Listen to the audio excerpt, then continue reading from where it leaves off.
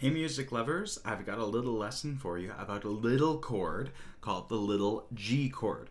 Now what we're going to do is take the notes from our G chord. We've got a G, we're going to use the open G string.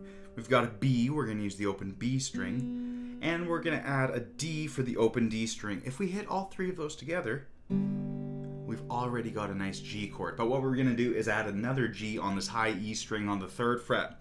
When we do that, we've got D, G, B, G. Nice sounding chord. Alright, and that's what we're going to play around with today, is we're going to rearrange those notes, the G, the B, and the D. So like I said, right now we're playing up here, we're playing a G on this high E string. Now if I go to the 7th fret, it's still going to sound really nice. I'm on a B now. Instead of the G, we moved up to a B.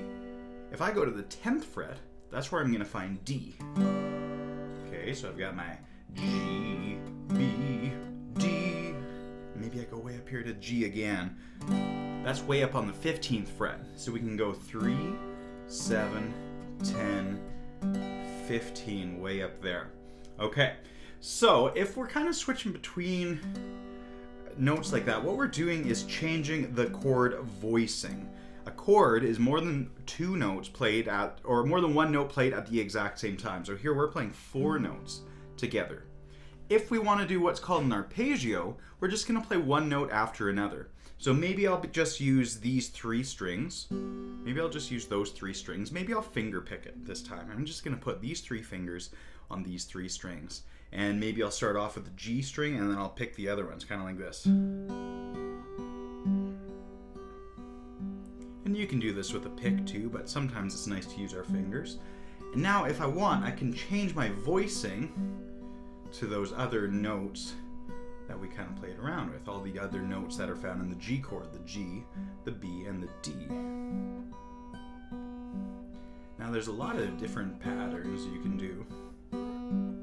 This one's in 3/4 time.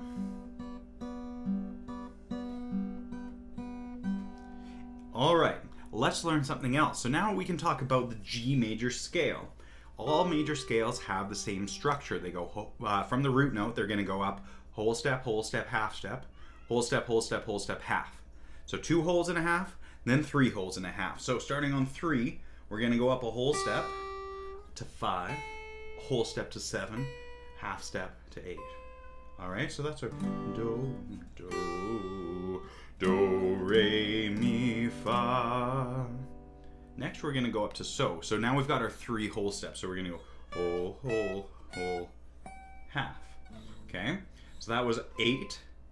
Then we moved up to 10, 12, 14, and ended on 15. All right, let's put all that together. And just for fun, I'm going to strum the whole chord every time.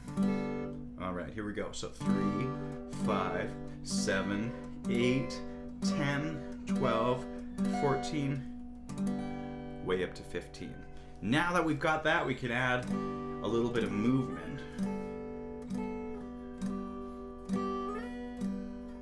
And we could start to really express ourselves creatively. Using that major scale, using our knowledge of the other voices.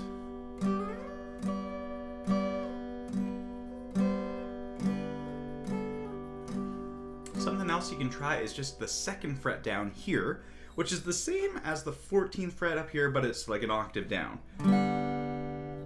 And that's actually a G major 7 chord, really nice sounding chord.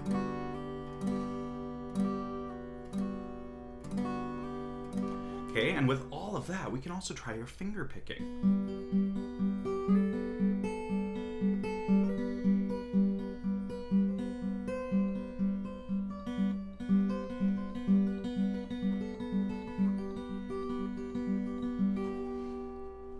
Thanks so much for checking out my video today. I hope you liked it. If you did, smash the like button. If you want to see more videos like it, hit subscribe. And if there's something you want to be learning on guitar and you just can't find the right resource, let me know in the comments. What is it that you want to be learning on guitar? See you next time.